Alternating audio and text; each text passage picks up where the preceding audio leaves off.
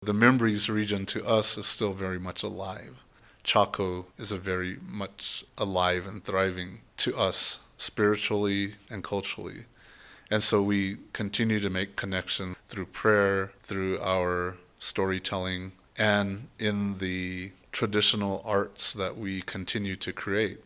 And so when I look at these Mimbres bowls, it reaffirms for me as an Acoma person that I'm connected. And even if I might not agree that they should have remained where they were placed, but they were excavated and they eventually ended up in the hands of many. And in this case, now presented in a museum, my involvement with the museum brought me into that space and physically reconnected me with that culture. So it was very powerful, and I would imagine that other Native people will find the connection and have similar experiences.